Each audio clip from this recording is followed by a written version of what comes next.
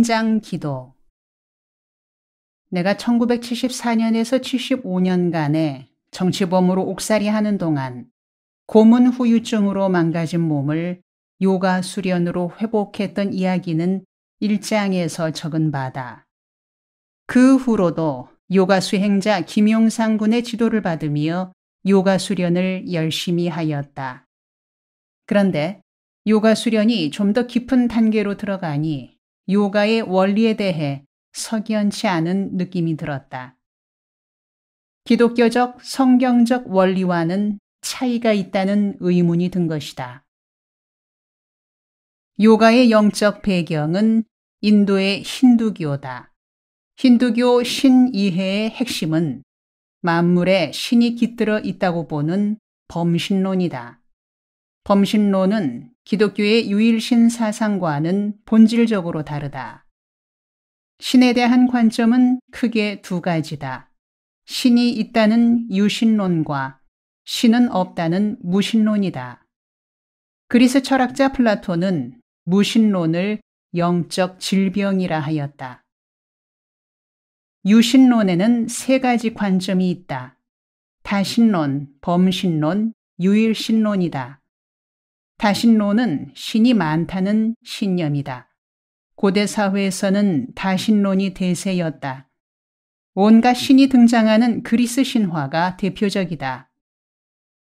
동양에서는 일본이 전통적으로 다신론을 신봉하는 사회다. 범신론은 복잡한 이론을 단순하게 이해하자면 신이 여러 곳에 여러 가지 모습으로 편재한다는 생각이다. 힌두교와 불교가 대표적이다. 기독교는 당연히 유일신 사상이다. 우리 크리스천에게는 한 분 하나님이 계신다는 사상이 분명하고 당연하지만 고대 사회에서는 그렇지 않았다. 다신론이 지배하던 시대에 유일신 사상은 획기적인 발상이었다. 성경은 다신론 시대에 유일하신 창조주 하나님을 선포했다는 점에서 위대하다. 내가 요가 수련을 열심히 하며 건강을 회복하는 데 큰 도움을 받았으나 요가의 정신이 기독교와 다르다는 점을 차츰 이해하면서 성경적 가치관에 적합한 심신수련법은 없을까 찾게 되었다. 그러던 중 호주 시드니에서 집회를 인도하다가 호주 방송에서 어느 한국인이 호주인들을 대상으로 무술 시범하는 것을 보았다. 그가 곽진호 사범이다. 그는 진실한 크리스천으로 어려서부터 여러 가지 무술에 정진하였다. 태권도, 합기도, 검도, 쿵푸 등을 골고루 수련하여 각종 무술의 단수가 32단인 전문가다. 어떻게 하면 크리스천 무술을 발전시킬 수 있을까? 어떻게 하면 신체 수련과 영성 수련을 겸할 수 있을까? 어떻게 하면 무술 연마가 기도 생활을 깊게 하는 데 도움이 될까? 그는 이런 고민을 품고 호주 시드니에서 무술 사범으로 지나면서 신학을 공부하던 중에 추구하는 바가 나와 상통하여 기독교 무술을 함께 창안 보급해 나가자고 의기투합하게 되었다. 곽진호 사범은 오래도록 고심하며 기초를 세운 크리스천 무술의 이름을 천조운동이라 불렀다. 하나님의 도우심을 힘입어 무술 수련을 깊게 하여서 영육 간의 건강과 행복을 누린다는 의미에서 그렇게 이름 지었다 한다. 이는 그가 많은 기독교인들이 요가 수련이나 단학 수련 등에 참여했다가 성경적인 심신 수련법이 없을까 고민하는 모습을 보고 여러 무술의 장점을 모아서 기도 생활과 무술 수련을 합하여 크리스천들이 연마하기에 적합하도록 발전시킨 운동이다. 둘의 금식 수련 중에는 매일 틈틈이 몸풀기로 천조 운동을 한다. 그리고 천조 운동의 일종인 참장 기도 훈련이 있다. 참은 우두커니 참이고 장은 말뚝을 뜻한다. 말뚝처럼 움직이지 않고 가만히 서서 심신의 훈련을 쌓는 자세다. 곽사범이 특히 강조하는 수련 동작이다. 기본 자세는 두 발을 11자로 반듯하게 하고 무릎을 약간 굽힌다. 머리에서 허리까지는 반드시 세우고 힘을 뺀다. 그러면 무릎을 굽힌 하체는 긴장이 가해지고 상체는 이완된다. 두 팔은 올려서 수평으로 힘을 빼고 뻗는다. 그런 자세로 머리에 생각을 완전히 비우고 무념무상의 상태로 서 있는다. 마음이 평정심으로 돌아오면 예수의 기도, 주 예수 그리스도 제게 자비를 베푸소서를 간절함으로 드린다. 이 참장 자세는 최소한 30분이 기본이다. 숙련되면 한두 시간을 같은 자세로 집중할 수 있다. 참장 기도는 무술로 시작하여 기도로 마치는 수련이다. 우리가 평소에 깊은 기도 생활을 하기 원하지만 막상 기도를 시작하면 잡념이 일어나고 오래 견디지를 못한다. 그런데 참장 자세를 유지하면 집중력과 지구력이 증강되어 내면 세계가 안정된다. 은혜를 사모하는 마음으로 계속 기도 드리다 보면 자연스럽게 기도가 깊은 단계로 들어가고 어느 순간 자신의 기도가 하늘에 닿는다는 확신이 임하면서 은사 체험이나 영적 감동을 느끼게 되는 것이다. 참장 기도를 훈련하면 체력을 증진시키는 동시에 한두 시간 거뜬히 기도에 집중할 수 있어서 영성이 강화되는 것이 특징이다. 그렇게 우두커니 서 있는 자세가 무슨 수련이 될까 하는 의문이 들지만 실제 그 효과는 놀랍다. 무술의 고수일수록 이 참장 수련에 많은 시간을 투자한다고 한다. 참장 자세를 지속하면 어느 순간 몸 전체가 마치 물결이 치듯이 미세하게 움직이게 된다. 이때 몸 안에서 생체 전류가 자기장과 더불어 감지된다.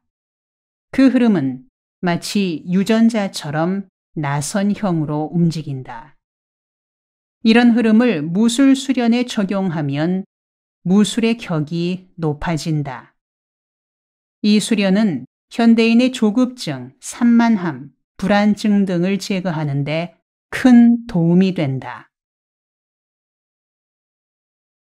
서울 강남에 사는 어느 공무원이 몸이 허약해 업무를 감당하기 어려워져 조기 퇴직했는데 누군가로부터 참장 수련에 대한 소개를 듣고 열심히 실행하였다. 얼마의 기간이 지난 후 체력이 날로 향상되어 70 나이에 히말라야 등산까지 다녀온 분이 있다. 기독교는 동서양의 중간지대인 이스라엘에서 일어났다. 지도상으로는 오히려 동양 쪽에 가깝다. 그러나 선교가 진행되는 동안 서양으로 뿌리를 내려갔다. 우연히 그렇게 되었거나 사람의 생각으로 된 것이 아니다. 사도 바울은 선교 여행을 떠나면서 동양으로 방향을 잡으려 했다. 그러나 성령께서 개입하셔서 서향으로 바꾸도록 이끄셨다. 성령이 아시아에서 말씀을 전하지 못하게 하시거늘 밤에 환상이 바울에게 보이니 마게도냐 사람 하나가 서서 그에게 청하여 이르되 마게도냐로 건너와서 우리를 도우라 하거늘. 사도행전 16장 6절에서 9절. 이에 바울이 성령님의 뜻에 순종하여 복음 전파의 방향을 아시아에서 유럽으로 옮기게 되었다. 마케도니아 지방은 유럽으로 들어가는 첫 관문이다.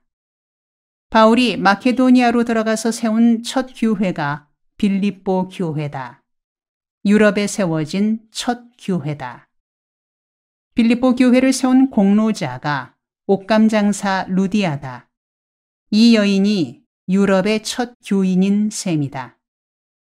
이를 시작으로 복음이 아테네, 고린도 등을 거쳐 로마로 들어갔다. 로마에서 유럽 전체로 그리고 영국을 거쳐 미국으로 건너갔다. 이런 과정을 복음의 서진 운동이라 한다. 복음의 서진 운동이 드디어 한반도까지 이르렀다. 1885년 미국의 두 선교사 언더우드와 아펜젤러가 지금의 인천항인 제물포항에 도착함으로 조선 선교가 시작되었다. 한국교회는 아시아에서 처음으로 성공한 교회다. 이는 한국교회가 통일 한국 시대에 민족 복음화는 물론 세계 선교에 큰 사명이 있음을 말해준다. 그런데 복음이 서양을 먼저 거치면서 서구 문명의 특성을 띠게 되었다. 서양 문명은 직관적이고 통합적인 동양 문명과 대조가 된다. 서구 신학 역시 이론적이고 합리적인 방향으로 발전하여 그 한계에 이르렀다. 수행을 중요시하고 영성을 강조하는 동양적 요소를 필요로 하게 되었다. 미국이나 유럽을 방문하면 서양인들이 동양의 요가, 쿵푸, 태권도 같은 심신수련에 큰 관심을 가지는 모습을 보게 된다. 이 점이 한국교회에 주어진 시대적 사명이다. 불교의 소림사 무술 같은 경우 세계적으로 널리 알려져 있다. 지금도 중국 소림사에는 세계 각지에서 무술 수련을 위해 모여드는 사람들을 지도하여 연 1억 달러 이상의 수익을 올리고 있다. 듣기로는 합천 해인사 쪽에 한국 지부를 세우려 한다는 말도 있다. 인도에서 시작된 요가가 세계적으로 널리 보급된 것은 더 설명할 나위가 없다. 그런데 기독교는 서구에서 발전해 오면서 무술이나 운동법이 미개척 분야로 남아있다. 그러기에 한국 교회는 영성수련에 성경적이면서 미래지향적이고 세계적인 심신수련법을 접목해 나가는 일에 관심을 기울여야 한다. 곽진호 사범이 발전시키는 천조무술의 의미와 가능성이 여기에 있다. 산행과 체조. 둘의 금식 수련이 특히 건강에 탁월한 점은 매일 산행을 하는 것이다. 보통 기도원, 요가원, 단식원 등에서 금식하면 기운이 없다 하여 예배 시간과 기도 시간 외에는 방에 누워있는 경우가 많다. 그러나 둘의 수도원에서는 10일간 뜨거운 뽕잎차에 백야초로 만든 효소를 소량 타서 마시면서 금식하는 중에 날마다 왕방산 둘레길 7km를 걷는다. 나이 불문, 날씨 불문이다. 다만 무릎이 아프거나 허리 통증 등으로 산길을 걷기에 부담되는 참가자들은 아래 평지길을 걷게 한다. 7km를 걸으면 거의 1만 보가 된다. 예로부터 장수의 비결로 날마다 1만 보를 걸으라 했다. 그래서 둘의 수도원에는 건강에 대한 구호가 있다. 누우면 죽고 걸으면 산다. 도시 생활에서 평소에 잘 걷지 않다가 굶으면서 매일 2시간 걸으려면 처음엔 몹시 벅차다. 산을 1km 정도까지 오를 때는 숨이 가쁘고 주저앉고 싶다. 그러나 내려올 때쯤이면 거짓말처럼 기운이 솟아난다. 4, 5일 지나면 몸이 적응하여 등산이 겁나지 않는다. 오히려 심신이 상쾌해져서 그 시간이 기다려진다. 금식 중에 운동을 하면 평소에 잠들어 있던 생명 에너지가 깨어나 오히려 몸에 힘이 생긴다.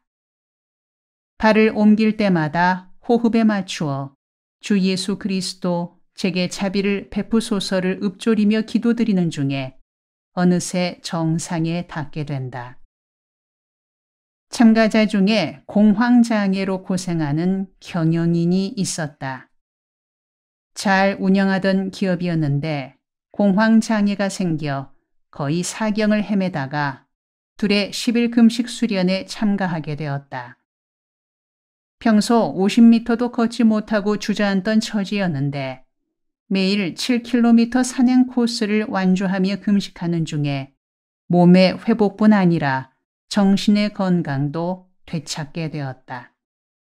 본인 스스로 기적이라며 기뻐하였다. 지난 9년 동안 참가자 중에는 7, 80대 노인도 많았지만 대부분 하루도 빠짐없이 완주하고 심히 만족해 하였다. 그 중에는 금식 수련을 마친 후에 건강이 월등히 좋아졌노라고 감사의 전화까지 걸어주신 분도 있다. 산행 외에도 곽진호 사범의 지도 아래 하루 여러 차례 천조 운동을 비롯한 건강 체조를 수시로 한다.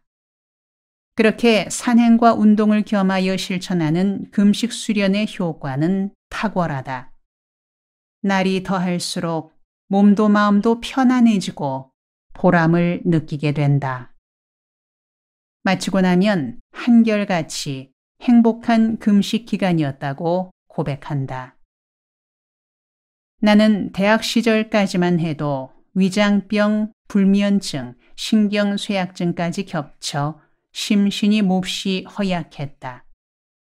할아버지도 40세 전에 타계하셨고 아버지도 40세 전에 돌아가셨기에 나도 집안 내력을 따라 40세 전에 죽을 것이라 생각하며 살았다. 그러나 지금은 80 나이에도 생생하다. 얼마 전 건강검진을 받으니 신체 나이가 50대라 하였다. 그래서 친구들은 내게 대학 시절엔 약골이더니 지금은 어떻게 제일 건강이 탄탄하게 되었느냐고 묻는다.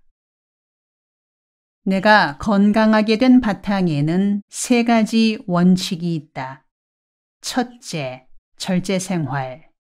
둘째, 운동. 셋째, 정기적인 금식. 절제생활은 크게 3가지로 표현된다. 첫째, 과식하지 않는 음식 절제. 둘째, 과로하지 않는 노동 절제. 셋째, 과욕을 품지 않는 금전 절제. 흔히 하는 말에 하나님께서 우리 기도를 들어주시길 원하지만 하나님도 도저히 들어주시지 못하는 기도가 3가지라 한다. 첫째, 과식하는 사람의 위장을 지켜주시지 못한다. 둘째, 과로하는 사람의 건강을 지켜주시지 못한다. 셋째, 과욕 부리는 사람의 통장을 지켜주시지 못한다. 나의 식사 습관은 수십 년간 지켜온 기준이 있다. 서식, 소식, 정식의 3식과 과식, 속식, 간식의 3금이다. 서식은 천천히 먹는 습관이다. 나는 식사 시간이 일반인보다 2~3배 길다. 천천히 먹으니 음식이 입에서 달기가 꿀과 같다. 그래서 식사 시간이 즐겁다. 소식은 적게 먹는 것이다. 적게 먹지만 꼭꼭 씹어 먹으니 영양 상태에는 지장이 없다. 한국 음식은 대체로 물이 많고 맵고 짜고 양이 많은 편이다. 그래서 한국인들에게 위장병이 많다. 정식은 정한 양의 식사를 정한 시간에 먹는 습관이다. 목회자들은 직책상 수시로 대접받고 때로는 많이 먹어주어야 한다.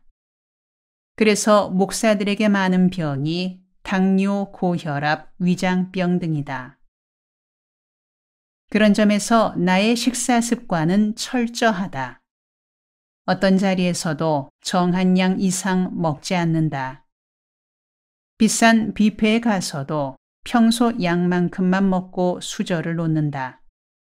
내 몸을 내가 지키지 않으면 누가 지켜주겠는가? 과식은 설명이 필요 없는 말이다. 누군가 말하길 과식하는 사람은 영혼이 없는 사람과 같다고 했다.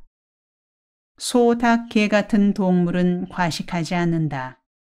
자신이 필요한 양만큼 먹고 멈춘다. 그런데 유독 사람은 과식을 한다. 한심한 노릇이다. 속식은 주로 군대 문화의 영향이 큰 것 같다. 군대에서 3분 내로 식사 끝하는 식으로 훈련하니 그 습관이 이어지는 것이 아닐까 싶다. 우리 사회는 식사 문화를 바꾸어야 한다. 즐거운 대화를 나누며 천천히 먹는 습관이 정착되어야 한다. 간식이야말로 소리 없는 적이다. 간식을 하면 위장의 위액 분비가 항상 대기 상태다. 그래서 위가 쉬지를 못한다. 나는 정한 시간에 정한 양을 먹는 것 외에 간식하지 않는다. 이런 식습관이 날마다 밀리는 경무를 거뜬히 치러낼 수 있게 한다. 절제 생활과 더불어 건강 유지에는 규칙적인 운동이 중요하다. 나는 아침에 일어나면 냉수 마찰로 온몸의 피돌기를 돕는다. 그리고 틈만 나면 두레마을 둘레길 7km를 걷고 수시로 천조 수련을 실천한다. 그중에 금식 수련은 건강한 몸과 마음의 비결 중에 비결이다. 그래서 나이를 잊고 열심히 일하며 살아가고 있다. 체중 감소. 10일 금식 수련은 과체중을 조절하는 데도 아주 효과적이다. 특히 금식과 운동의 조합은 체지방량을 줄이고 근육량을 유지할 수 있는 가장 효과적인 방법이다.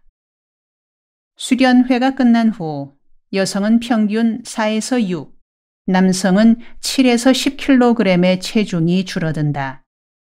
마른 사람의 경우 가장 적게 빠진 경우가 3kg로 드문 경우이고 살찐 사람은 최고 13kg까지 감량되었다. 그러나 체중 관리나 건강 관리는 10일 금식으로 끝나는 것이 아니다. 그때부터가 시작이다. 체중 감소의 실제 효과는 정리 금식 동안에 나타난다. 본 금식이 끝난 후 귀가하여 정리 금식 30일을 주어진 매뉴얼에 따라 이행할 때 목표하는 만큼 체중을 확실하게 줄일 수 있다. 금식 수련을 통해 몸과 마음과 영혼이 온전히 새로워지는 혜택을 누리려면 인내와 절제라는 투자가 뒤따라야 한다. 나의 경우는 9년 전 1회 때 금식에 참여하여 6kg을 줄인 후 정리금식을 제대로 하고 평소에 운동과 절제된 식사를 실천하여 지금까지 같은 체중을 유지하고 있다. 그래서 가볍고 활기차게 일정을 능히 감당하며 지낸다. 금식 수련에서 중요한 것은 철저한 자기 관리다. 금식 후에도 술, 담배를 끊고 소식을 실천하고 날마다 정한 시간에 말씀 묵상과 기도 생활을 습관화하는 일 등이 뒷받침되어야 금식 수련의 성과를 알차게 거둘 수 있다. 그러나 금식 기도 수련의 목적은 살을 빼고 병이 낫는 것에 있지 않다. 지친 영혼이 안식을 얻고 시들어가던 마음이 활력을 얻는 것이다. 그래서 금식 수련을 마치면 새로운 용기로 새 출발할 수 있게 된다. 10일 금식이라고 하면 굉장히 힘들 것 같지만 막상 용기를 내어 참가해보면 의외로 거뜬히 치를 수 있다. 마칠 즈음에는 참가자 모두가 행복해한다. 10일을 견딘 후에 행복해질 수 있는데 왜 투자하지 않겠는가? 다음 편에 계속됩니다.